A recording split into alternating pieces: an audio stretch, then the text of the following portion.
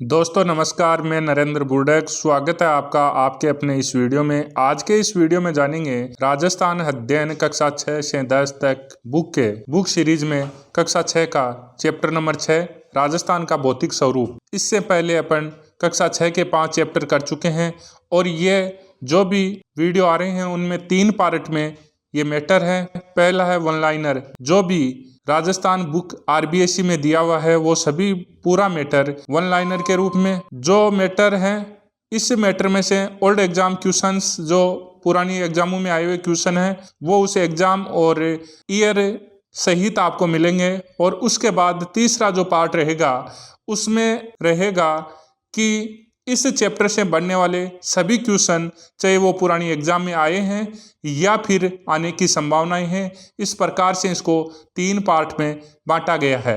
तो अपन देखते हैं पहले वन लाइनर के रूप में राजस्थान का भौतिक स्वरूप। राजस्थान का भौतिक स्वरूप अत्यंत जटिल एवं विविधता युक्त है।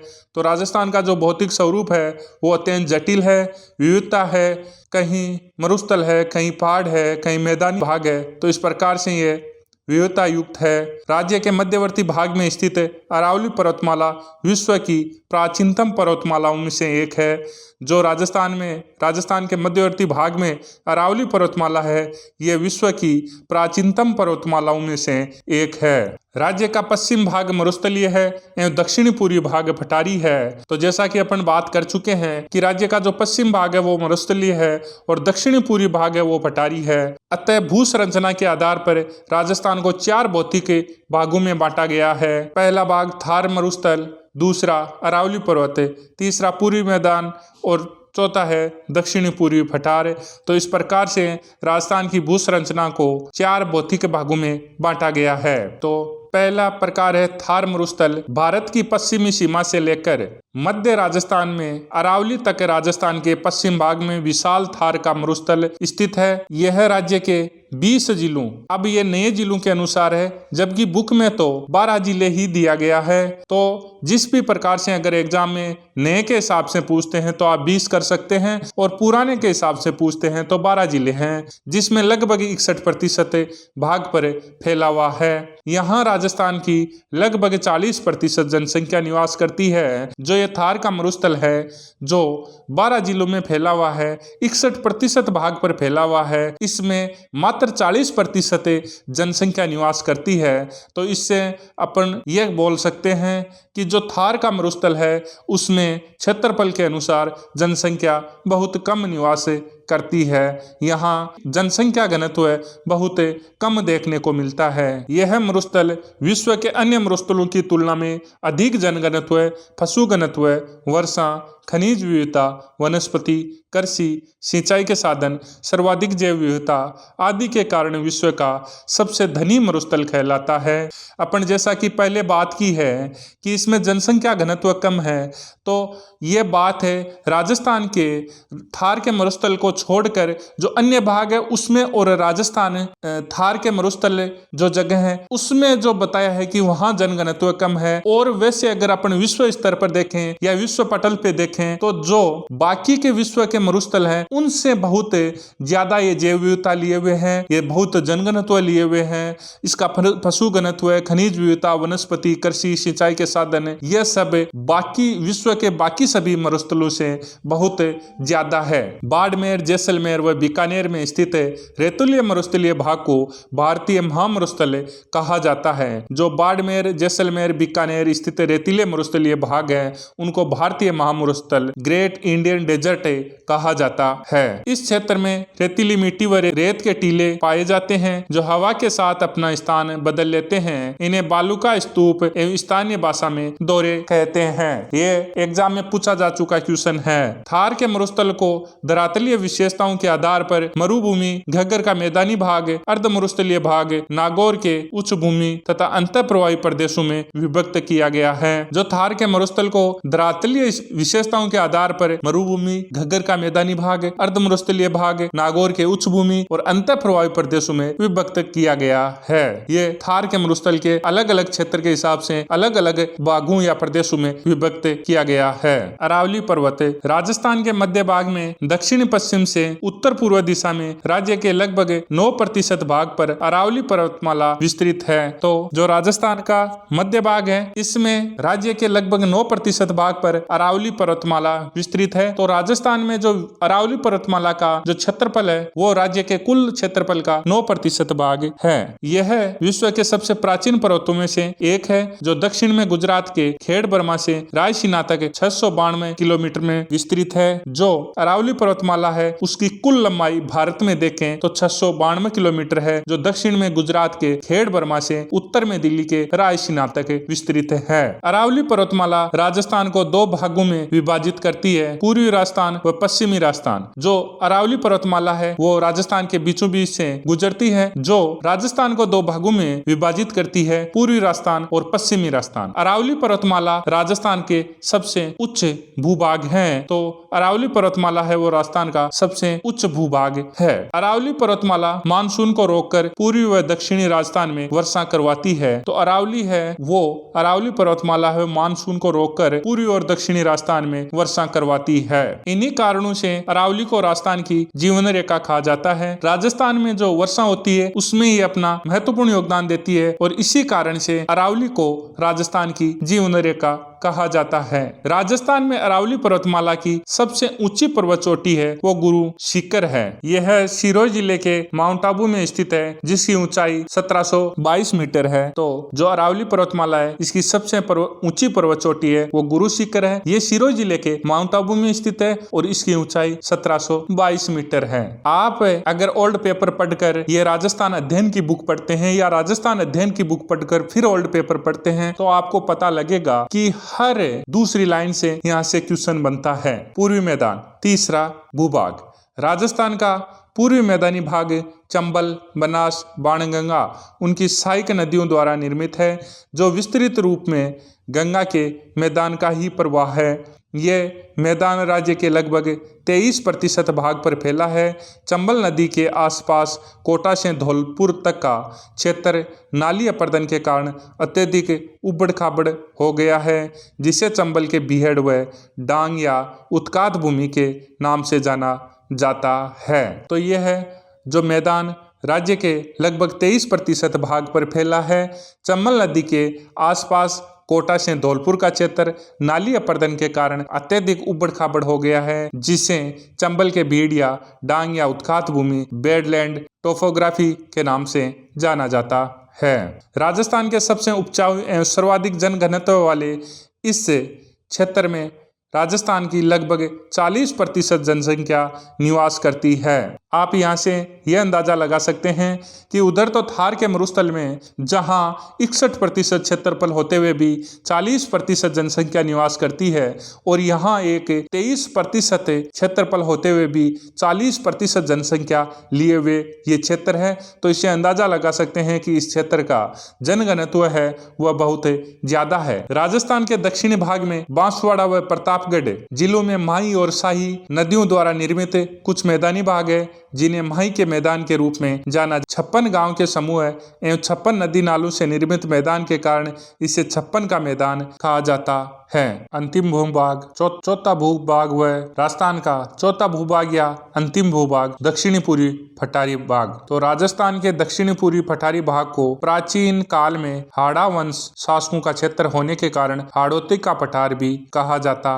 है। तो दक्षिणी पूर्वी पठारी भाग को और हाड़ौती का पठार क्यों कहते हैं? क्योंकि यहाँ प्राचीन काल में हाड़ा वंशीय शासकों का शासन रहा था। यह क्षेत्र होने के कारण इसे हाड़ौती का पठार कहा जाता है। राजस्थान के लगभग 7% भाग में फैले इस पठारी क्षेत्र की अधिकांश मिट्टी लावा निर्मित मध्यम काली मिट्टी है और उपजाऊ मिट्टी भी है। राजस्थान के अन्य पठारों में प्रमुख है सिरोही में स्थित उड़िया पठार एवं आबू उदयपुर, राजसमंद में स्थित बोरहाट का पठार एवं चित्तौड़गढ़ में स्थित मेसा पठार, भीलवाड़ा जिले के पूर्वी भाग में स्थित ऊपरमाल और सलूम्बर एवं प्रतापगढ़ में स्थित लसाड़िया का पठार आदि प्रमुख है। राजस्थान के भौतिक विभाग से 4 भाग है और चारों भाग के अध्ययन अपन ने कर लिया है और अब पढ़ेंगे जलवायु एवं ऋतु चक्र के बारे में। तो राजस्थान की जलवायु पर मानसून का स्पष्ट प्रभाव है। प्रदेश को अक्षांशीय स्थिति एवं भारतीय उपमहाद्वीप में उत्तर पश्चिम स्थित समुद्र से दूरी, अरावली पर्वत की स्थिति और प्रदेश के विस्तार के कारण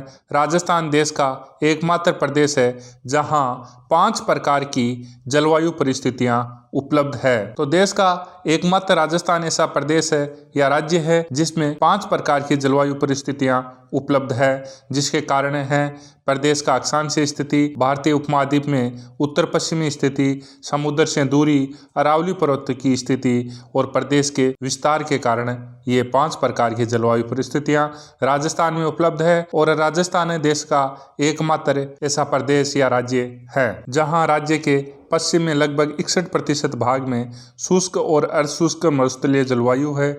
वहीं अरावली के पूर्व में जयपुर एवं उत्तरी पूर्वी जिलों में उप आर्द्र जलवायु, सवाई माधोपुर से लेकर उदयपुर तक आर्द्र जलवायु एवं दक्षिण में बांसवाड़ा व दक्षिण पूर्व के झालावाड़ जिलों में अति आर्द्र जलवायु पाई जाती है, जहां औसत वार्षिक वर्षा लगभग 100 सेमी है। जलवायु की औसत अवस्थाओं के आधार पर यह कहा जा सकता है कि राजस्थान भारत के अन्य प्रदेशों की तुलना में अधिक शुष्क है। जो राजस्थान है वो भारत के अन्य प्रदेशों या राज्यों की तुलना में अधिक शुष्क प्रदेश है। राजस्थान में मुख्यतः 3 ऋतुएं पाई जाती है। ग्रीष्म ऋतु जो मार्च से जून, वर्षा ऋतु जुलाई से सितंबर और शीत ऋतु अक्टूबर से फरवरी।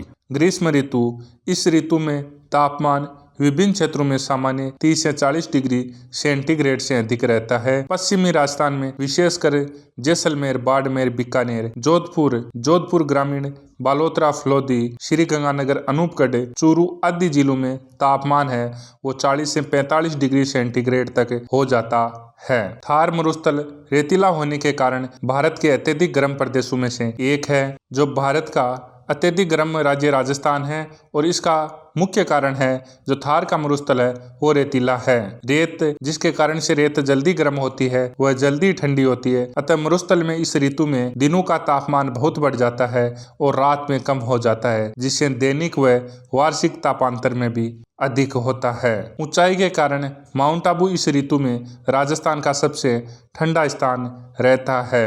राजस्थान में ग्रीष्म ऋतु में चलने वाली अत्यंत गर्म हवाओं को लू कहा जाता है। कभी कभी इनकी गति 100 किलोमीटर प्रति घंटा से भी अधिक हो जाती है। वर्षा ऋतु, राजस्थान की 90 से 95% तक वर्षा इस ऋतु में होती है, जो मानसूनी हवाओं से जुलाई से सितंबर के मध्य होती है। यहाँ अरब सागर और बंगाल की खाड़ी दोनों शाखाओं के मानसून से वर्षा प्राप्त होती है। वर्षा ऋतु में राजस्थान में होने वाली वर्षा की 90 से 95% वर्षा हो जाती है, जो मानसूनी हवाओं से जुलाई से सितंबर के मध्य होती है। और यहाँ अरब सागर और बंगाल की खाड़ी दोनों शाखाओं से मानसून की वर्षा होती है। बंगाल की खाड़ी के मानसून से राजस्थान में अधिक वर्षा होती है, जो अधिकांशतः पूर्वी राजस्थान में होती है। जो राजस्थान में सर्वाधिक वर्षा होती है वो बंगाल की खाड़ी मानसून से होती है, जो अधिकांशतः पूर्वी राजस्थान में होती है। अरब सागर के मानसून से अधिकांशतः वर्षा दक्षिणी राजस्थान में होती है। सर्वाधिक वर्षा झालावाड़ जिले लगभग 100 सेमी होती है, जिसे राजस्थान का सबसे आर्द्र जिला माना जाता है। जो सर्वाधिक वर्षा है वो झालावाड़ जिले में 100 सेमी वर्षा होती है और ये राजस्थान का सबसे आर्द्र जिला है। और सबसे कम वर्षा है वो जैसलमेर जिले में होती है, जो लगभग 10 सेमी होती है। सबसे अधिक वर्षा प्राप्त करने वाला स्थान है वो माउंट आबू है, जहाँ औसत 150 सेमी वर्षा होती है। ये सभी एग्जाम में आए हुए हैं और ये सभी राजस्थान अध्ययन बुक में है। तो आप इससे अंदाजा लगा सकते हैं कि राजस्थान अध्ययन की बुकें अपने आप में कितनी महत्वपूर्ण है। राजस्थान के दक्षिणी पूर्वी भाग से उत्तर पश्चिम भाग की ओर वर्षा लगातार कम होती जाती है। जो दक्षिणी पूर्वी भाग है उससे अपन उत्तर पश्चिम भाग की ओर चलते हैं तो लगातार वर्षा कम से कम होती जाती है।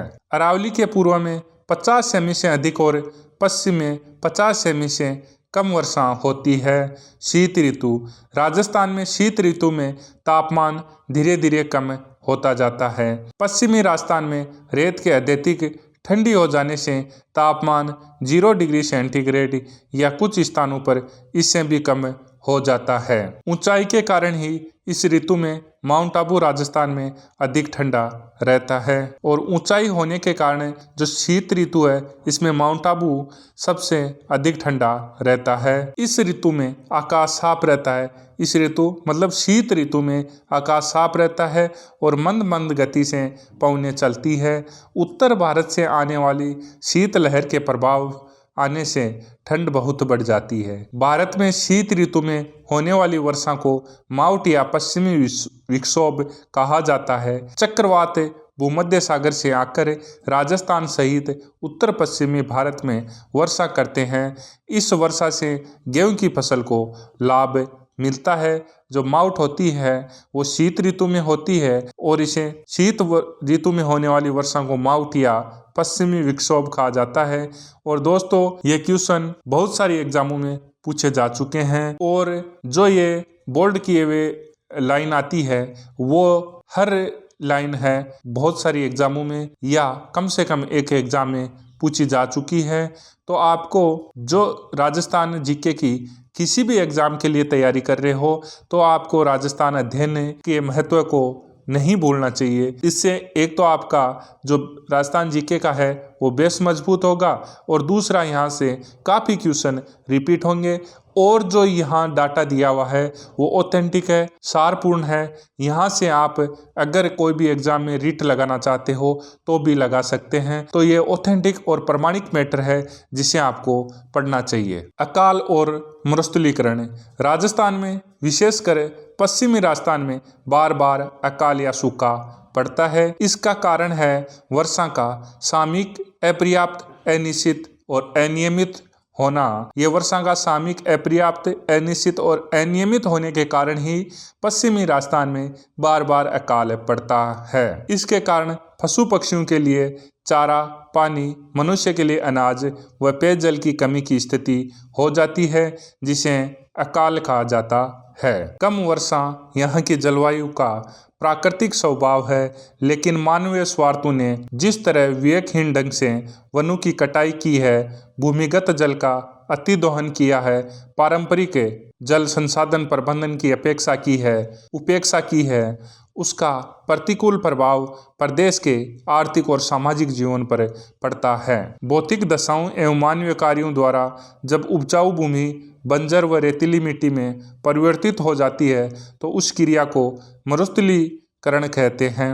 राजस्थान के पश्चिम भाग में लगातार मरुस्थल का विस्तार हो रहा है। वृक्षारोपण द्वारा इसे कम करने के प्रयास किए जा रहे हैं। दोस्तों जैसा कि इस वीडियो को 3 पार्ट में अपन ने बांटा है, उसी प्रकार से पहला पार्ट कंप्लीट हो गया है। जो राजस्थान अध्ययन की बुक में जो मैटर था वो ऑनलाइनर के रूप में आपको यहाँ प्रस्तुत करके दिखाया है और अब इसी मैटर से जो पुरानी एग्जामों में क्वेश्चन आए हैं उन पे बात करेंगे कि कौन सी लाइन से कौन सी एग्जाम में और कब ये क्वेश्चन पूछा जा चुका है। तो अब ये बात दूसरे पार्ट की शुरुआत। राजस्थान के मध्यवर्ती भाग में स्थित अरावली पर्वतमाला विश्व की प्राचीनतम पर्वतमालाओं में से एक है। यह 4 भर्तियों में क्वेश्चन आ चुका है। राज्य का पश्चिम भाग मरुस्थलीय है, दक्षिणी पूर्वी भाग पठारी है। राजस्थान को 4 भौतिक भागों में बांटा गया है। आप अगर राजस्थान की किसी भी भर्ती की तैयारी कर रहे हैं जिसमें राजस्थान जीके आता है तो आपको राजस्थान अध्ययन की बुक का कम से कम एक बार अध्ययन जरूर करना चाहिए। भारत की पश्चिमी सीमा से लेकर मध्य राजस्थान में अरावली तक राजस्थान के पश्चिम भाग में विशाल थार का मरुस्थल स्थित है। थार का मरुस्थल राज्य के 20 जिलों में नए जिलों के गठन से पूर्व 12 जिले थे में लगभग 61% भाग पर फैला हुआ है। ये दोस्तों बहुत बार एग्जाम में आ चुका है। अगर इस मैटर के साथ कुछ जो बुक में नहीं दिया हुआ है वो जोड़कर अगर आप अच्छी तरीके से अध्ययन कर लेते हैं तो आपको राजस्थान अध्ययन में 70-80% कोई नहीं टालने वाला है। थार के मरुस्थल में राजस्थान की लगभग 40% जनसंख्या निवास करती है। थार के मरुस्थल में रेतीली मिट्टी व रेत के टीले पाए जाते हैं जो हवा के साथ अपना स्थान बदल लेते हैं। इन्हें बालूका स्तूप एवं स्थानीय भाषा में दोहरे कहते हैं। राजस्थान के मध्य भाग में दक्षिण पश्चिम से उत्तर पूर्व दिशा में अरावली पर्वतमाला विस्तृत है। ये भी देखो कितने एग्जामों में क्वेश्चन आ चुका है। राज्य के लगभग 9% भाग पर अरावली पर्वतमाला विस्तृत है। अरावली विश्व के सबसे प्राचीन पर्वतों में से एक है जो दक्षिण में गुजरात के खेड़ बर्मा से उत्तर में दिल्ली के राजसीना तक 692 किलोमीटर में विस्तृत है। यह भी इतने एग्जामों में आ चुका है, 3 एग्जामों में। अरावली पर्वतमाला राजस्थान को 2 भागों में विभाजित करती है, पूर्वी राजस्थान और पश्चिमी राजस्थान। अरावली पर्वतमाला राजस्थान का सबसे उच्च भूभाग है। अरावली पर्वतमाला मानसून को रोककर पूर्वी व दक्षिणी राजस्थान में वर्षा करवाती है। अरावली को राजस्थान की जीवन रेखा कहा जाता है। राजस्थान में अरावली पर्वतमाला की सबसे ऊंची चोटी गुरु शिखर है। ये क्वेश्चन भी कम से कम 5 से 6 एग्जामों में आ चुका है। गुरु शिखर सिरोही जिले के माउंट आबू में स्थित है, जिसकी ऊंचाई 1722 मीटर है। पूर्वी मैदान राज्य के लगभग 23% भाग पर चंबल नदी के आसपास कोटा से धौलपुर तक का क्षेत्र नाली अपर्दन के कारण अत्यधिक उबड़ खाबड़ हो गया है, जिसे चंबल के बिहेड़िया, डांग या उत्खात भूमि के नाम से जाना जाता है। राजस्थान के सबसे उपजाऊ एवं सर्वाधिक जनघनत्व वाले पूर्वी मैदानी क्षेत्र में राजस्थान की लगभग 40% जनसंख्या निवास करती है। 56 गांव के समूह एवं 56 नदी नालों से निर्मित मैदान के कारण इसे 56 का मैदान भी कहा जाता है। राजस्थान के दक्षिणी पूर्वी भाग को प्राचीन काल में हाड़ा वंशीय शासकों का क्षेत्र होने के कारण हाड़ौती का पठार भी कहा जाता है। इस दक्षिणी पूर्वी पठारी क्षेत्र की अधिकांश मिट्टी लावा निर्मित मध्यम काली है, जो उपजाऊ मिट्टी है। राजस्थान के अन्य सिरोही में स्थित उड़िया पठार, जो बहुत सारी एग्जामों में आ चुका है। उदयपुर एवं राजसमंद स्थित भोराट का पठार, यह भी बहुत सारी एग्जामों में आ चुका है। फिर है चित्तौड़गढ़ में स्थित मैसा का पठार, चित्तौड़गढ़ एवं भीलवाड़ा के जिले के पूर्वी भाग में स्थित उपरमाल और सलूम्बर एवं प्रतापगढ़ में स्थित लसाड़िया का पठार, ये भी बहुत सारे एग्जामों में आ चुका है। राजस्थान की अक्षांशीय स्थिति और भारतीय उपमहाद्वीप में उत्तर पश्चिमी स्थिति, समुद्र से दूरी, अरावली पर्वत की स्थिति और प्रदेश के विस्तार के कारण राजस्थान देश का एकमात्र प्रदेश है जहां 5 प्रकार की जलवायु परिस्थितियां उपलब्ध है। ये भी 2 परीक्षाओं में आ चुका है। माउंट आबू राजस्थान का सबसे ठंडा स्थान है। राजस्थान में ग्रीष्म ऋतु में चलने वाली अत्यंत गर्म धूल भरी हवाओं को लू कहा जाता है। अरावली के पूर्व में 50 सेमी से अधिक और पश्चिम में 50 सेमी से कम वर्षा होती है। यह क्वेश्चन बहुत सारी एग्जामों में आ चुका है। सर्वाधिक वर्षा झालावाड़ जिले में लगभग 100 सेमी में होती है, जिसे राजस्थान का सबसे आदर जिला माना जाता है। यह भी बहुत सारी परीक्षाओं में आ चुका है। सबसे अधिक वर्षा प्राप्त करने वाला स्थान माउंट आबू है, जहां औसत वर्षा 150 सेमी वर्षा होती है। सबसे कम वर्षा जैसलमेर जिले में लगभग 10 सेमी होती है। राजस्थान के दक्षिणी पूर्वी भाग से उत्तर पश्चिम भाग की ओर वर्षा लगातार कम होती जाती है। भारत में शीत ऋतु में होने वाली वर्षा को माउंट या पश्चिमी विक्षोभ कहा जाता है। चक्रवात भूमध्य सागर से आकर राजस्थान सहित उत्तर पश्चिमी भारत में वर्षा करते हैं। इस वर्षा से गेहूं की फसल को लाभ मिलता है। यह भी बहुत सारी परीक्षाओं में आ चुका क्वेश्चन है। तो दोस्तों, जैसा कि इस वीडियो के दूसरे पार्ट के बारे में अपन ने बात की है, जिसमें इस चैप्टर से आए हुए ओल्ड एग्जाम क्वेश्चंस है, जो 33 क्वेश्चन है और लगभग 200 एग्जामों में ये क्वेश्चन आ चुके हैं। तो इससे ये अंदाजा लगता है कि राजस्थान की ऐसी कोई एग्जाम नहीं है जिसमें एग्जाम हो और इस चैप्टर से और इस बुक से क्वेश्चन ना आया हो। तो इसी प्रकार इस राजस्थान अध्ययन की कक्षा 6 से 10 तक के जरूर आपको अध्ययन करना चाहिए और आपको पका पकाया मैटर चाहिए तो आप पेपर साथी ऐप का सहारा ले सकते हैं, जिसमें ये पूरा मैटर कक्षा 6 से 10 तक का PDF और टेस्ट फॉर्मेट में उपलब्ध रहेगा, एक जगह मिल जाएगा। अब बात करते हैं तीसरे पार्ट की, जो इस चैप्टर से बनने वाले मोस्ट इंपोर्टेंट क्वेश्चंस हैं। पहला क्वेश्चन, भू संरचना के आधार पर राजस्थान को कितने भौतिक भागों में बांटा गया है? तो 3, 5, 4, 2। तो इसका सही आंसर ऑप्शन नंबर 3 रहेगा, 4 भागों में बांटा गया है। थार का मरुस्थल अरावली पर्वत, पूर्वी मैदान, दक्षिणी पूर्वी पठार, जैसा कि अपन बात कर चुके हैं। निम्न में से कौन सा राजस्थान का भौतिक प्रदेश नहीं है? तो इसका सही आंसर विंध्याचल पर्वत रहेगा।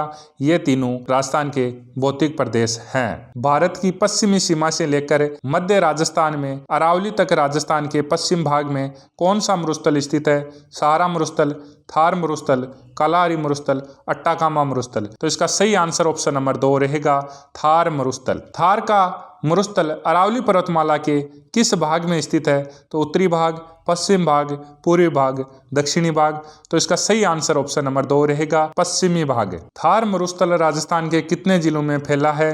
12, 16, 13, 15। तो इसका सही आंसर ऑप्शन नंबर 1 रहेगा, 12 जिलों में फैला है। और अगर अपन नए जिलों के गठन के बाद देखें तो ये 20 जिलों में हो जाएगा। राज्य के कितने प्रतिशत भाग पर थार का मरुस्थल फैला हुआ है? 65, 66, 61, 70। तो इसका सही आंसर ऑप्शन नंबर 3 रहेगा, 61% क्षेत्र पर थार का मरुस्थल फैला हुआ है। थार मरुस्थल में राज्य की कितनी प्रतिशत जनसंख्या निवास करती है? तो 40%। इसका सही आंसर ऑप्शन नंबर 4 रहेगा। विश्व का सबसे धनी मरुस्थल कहलाता है तो थार का मरुस्थल कहलाता है। ऑप्शन नंबर 4 सही रहेगा। और यह धनी मरुस्थल क्यों कहलाता है? क्योंकि यह जैव विविधता लिए हुए विश्व का सबसे मरुस्थलों में सबसे ज्यादा जनघनत्व वाला, सबसे ज्यादा आजीविका देने वाला और सबसे ज्यादा पशु पक्षी मानव बाकी विश्व के मरुस्थलों से यहाँ ज्यादा निवास करते हैं। इसी कारण ये विश्व का, और यहाँ खनिज संपदा भी बहुत यात में पाई जाती है, तो इसी कारण इसे विश्व का सबसे धनी मरुस्थल कहते हैं। भारतीय महामरुस्थल ग्रेट इंडियन डेजर्ट निम्न में से किन जिलों में फैला है? बाड़मेर, जैसलमेर, बीकानेर। उपयुक्त सभी। तो इसका सही आंसर ऑप्शन नंबर 4 रहेगा। रेत के टीलों, बालूका स्तूप को स्थानीय भाषा में किस नाम से जाना जाता है? ढाट, धोरे, बीहड़, बेरा। तो इसका सही आंसर ऑप्शन नंबर 2 रहेगा, धोरे। निम्न में से धरातलीय विशेषताओं के आधार पर थार मरुस्थल को विभक्त किया गया है। गग्गर का मैदानी भाग, अर्ध मरुस्थलीय भाग, नागौरी उच्च भूमि। उपयुक्त सभी। तो इसका सही आंसर ऑप्शन नंबर 4 रहेगा। राजस्थान में अरावली पर्वतमाला किस दिशा में अवस्थित है? तो दक्षिण पश्चिम से। ऑप्शन नंबर 1 सही रहेगा। राज्य के लगभग कितने प्रतिशत भूभाग पर अरावली पर्वतमाला विस्तृत है? तो 9% भाग पर। ऑप्शन नंबर 3 सही रहेगा। विश्व की सबसे प्राचीन वलित पर्वतमाला है? हिमालय पर्वतमाला, विंध्याचल पर्वतमाला, एटलस पर्वतमाला, अरावली पर्वतमाला। तो इसका सही आंसर ऑप्शन नंबर 4 रहेगा, अरावली पर्वतमाला। अरावली पर्वतीय क्षेत्र में राजस्थान की कितने प्रतिशत जनसंख्या रहती है? तो 10%।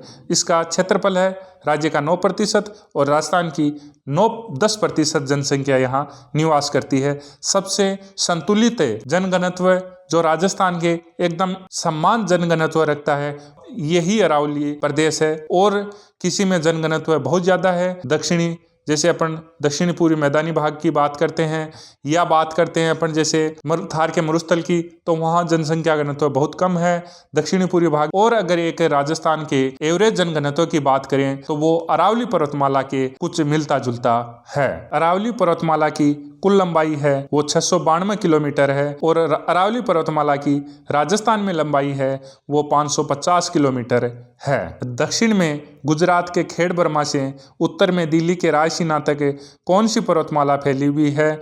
तो ये अरावली पर्वतमाला है जो फैली हुई है। 692 किलोमीटर इसकी कुल लंबाई, राजस्थान में 550 किलोमीटर लंबाई है। राजस्थान का सबसे उच्च भूभाग है तो ये अरावली पर्वत है। और अरावली पर्वतमाला राजस्थान को कितने भागों में विभाजित करती है? तो ये 2 भागों में विभाजित करती है, पूर्वी राजस्थान और पश्चिमी राजस्थान। अरावली पर्वतमाला के संबंध में निम्नलिखित कथनों को पहचानिए। इनमें से कौन सा कथन सत्य है? तो अरावली पर्वतमाला मरुस्थल के पूर्व की ओर प्रसार को रोकती है। अरावली पर्वतमाला अरब सागरीय मानसून की दिशा के समानांतर है। अरावली पर्वतमाला को राजस्थान की जीवन रेखा कहा जाता है। उपयुक्त सभी कथन सत्य हैं। तो इसका सही आंसर ऑप्शन नंबर 4 रहेगा। राजस्थान में अरावली पर्वतमाला की सबसे ऊंची चोटी है गुरु शिखर, शेर, दिलवाड़ा, अचलगढ़।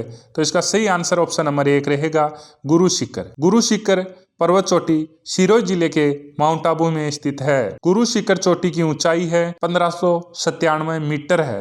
राजस्थान का वह भौतिक विभाग जो चंबल, बनास, बाणगंगा एवं उनकी सहायक नदियों द्वारा निर्मित है, तो पूर्वी मैदान ऑप्शन नंबर 4 सही रहेगा। पूर्वी मैदान राजस्थान के कितने प्रतिशत भाग पर विस्तृत है? तो 23% भाग पर विस्तृत है। राज्य में किस नदी पर बीहड़ों का निर्माण? तो चंबल नदी पर ऑप्शन नंबर 4 सही रहेगा। चंबल बेसिन की मुख्य भू आकृति है, तो उत्खात स्थलाकृति ऑप्शन नंबर 3 सही रहेगा। चंबल नदी के आसपास कोटा से धौलपुर का क्षेत्र नाली अपरदन के कारण अत्यधिक उपड़ गापड़ हो गया है, जिसे चंबल के बीहड़ या डांग या उत्खात भूमि के नाम से जाना जाता है।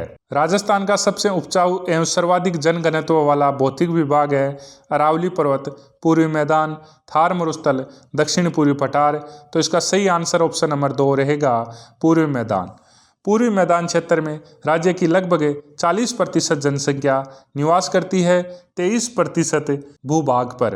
राजस्थान के दक्षिणी भाग बांसवाड़ा व प्रतापगढ़ में विस्तृत मैदान किस नदी द्वारा निर्मित हैं? तो माही और उसकी सहायक नदियों द्वारा ऑप्शन नंबर 1 सही रहेगा। मध्य माही बेसिन को अन्य किस नाम से जाना जाता है? तो छप्पन का मैदान ऑप्शन नंबर 3 सही रहेगा। दक्षिणी पूर्वी पठार को अन्य किस नाम से जाना जाता है? तो हाड़ौती का पठार ऑप्शन नंबर 1 सही रहेगा। दक्षिणी पूर्वी पठार राज्य के लगभग कितने प्रतिशत भाग पर विस्तृत है? तो 7% भाग पर। दक्षिणी पूर्वी पठार के संबंध में निम्नलिखित में से असत्य कथन है। यहाँ राजस्थान की लगभग 11% जनसंख्या निवास करती है। यह पठारी क्षेत्र की अधिकांश मिट्टी लावा निर्मित मध्यमकालीन उपजाऊ मिट्टी है। यह चंबल, बनास, बाणगंगा व उनकी सहायक नदियों पर निर्मित है और दक्षिणी पूर्वी पठार को हाड़ौती का पठार भी। तो इसका सही आंसर ऑप्शन नंबर 3 सही रहेगा। निम्न में से सिरोही जिले में स्थित पठार हैं उड़िया का पठार, आबू का पठार, मेसा का पठार एवं ब। तो इसका सही आंसर उड़िया का पठार और आबू का पठार है, वो है तो ऑप्शन नंबर 4 सही रहेगा। निम्न में से बोराट का पठार स्थित है, तो उदयपुर, राजसमंद एवं ब दोनों, इनमें से कोई नहीं। तो इसका सही आंसर ऑप्शन नंबर 3 रहेगा। मेसा का पठार किस जिले में स्थित है? तो उदयपुर, जोधपुर, चित्तौड़गढ़, सिरोही। तो इसका सही आंसर ऑप्शन नंबर 3 रहेगा, चित्तौड़गढ़। भैंसरोडगढ़, चित्तौड़गढ़ एवं बिजोलिया भीलवाड़ा के पूर्वी भाग में स्थित पठार है, तो ऊपरमाल का पठार ऑप्शन नंबर 2 सही रहेगा। लसाड़िया का पठार स्थित है सलूम्बर, प्रतापगढ़, जोधपुर। तो इसका सही आंसर ऑप्शन नंबर 4 रहेगा। सूची 1 को सूची 2 से मिलाना है। उड़िया का पठार है वो सिरोही, मेसा पठार है वो चित्तौड़गढ़, कांकनवाड़ी का पठार है वो अलवर और लसाड़िया का पठार है वो उदयपुर। तो इसका सही आंसर ऑप्शन नंबर 3 रहेगा। देश का एकमात्र राज्य जहां 5 प्रकार की जलवायु परिस्थितियां पाई जाती है, तो इसका सही आंसर ऑप्शन नंबर 1 रहेगा, राजस्थान। निम्नलिखित में से राजस्थान में 5 प्रकार की जलवायु परिस्थितियां पाई जाने का कारण है। प्रदेश की अक्षांशीय स्थिति, समुद्र से दूरी, अरावली पर्वत की स्थिति, उपयुक्त सभी। तो इसका सही आंसर ऑप्शन नंबर 4 रहेगा, उपयुक्त सभी।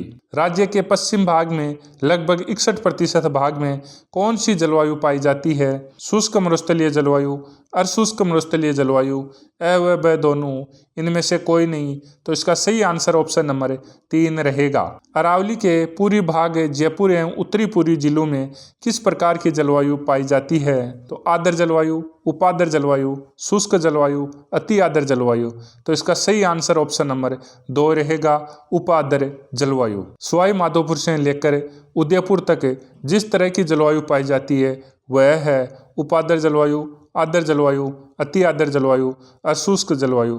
तो इसका सही आंसर ऑप्शन नंबर 2 रहेगा, आर्द्र जलवायु। दक्षिण में बांसवाड़ा एवं दक्षिणी पूर्वी भाग के झालावाड़ जिले में किस प्रकार की जलवायु पाई जाती है? तो इसका सही आंसर ऑप्शन नंबर 4 रहेगा, अति आर्द्र जलवायु। अति आर्द्र जलवायु प्रदेशों में लगभग औसत वार्षिक वर्षा होती है, तो 100 सेमी, ऑप्शन नंबर 3 सही रहेगा। राजस्थान में मुख्यतः कितनी ऋतुएं पाई जाती है? तो ऑप्शन नंबर 3 सही रहेगा, 3 ऋतुएं मुख्यतः पाई जाती है। ग्रीष्म ऋतु में पश्चिमी राजस्थान विशेषतः जैसलमेर, बाड़मेर, बीकानेर, चूरू, जोधपुर व गंगानगर जिलों में तापमान हो जाता है तो 40 से 45 डिग्री सेंटीग्रेड। ग्रीष्म ऋतु में राजस्थान का सबसे ठंडा स्थान रहता है तो माउंट आबू ऑप्शन नंबर 1 सही रहेगा। राजस्थान की 90 से 95% वर्षा किस ऋतु में होती है तो वर्षा ऋतु में ऑप्शन नंबर 3 सही रहेगा। राजस्थान में मानसून की जिस शाखा से वर्षा होती है वह है तो अरब सागर और बंगाल की खाड़ी से तो ऑप्शन नंबर 4 सही रहेगा। अरब सागर मानसून शाखा से राजस्थान के किस भाग में वर्षा अधिक होती है तो दक्षिणी राजस्थान में ऑप्शन नंबर 2 सही रहेगा। राजस्थान का सबसे आर्द्र जिला है झालावाड़। राजस्थान का सर्वाधिक वर्षा वाला जिला है झालावाड़।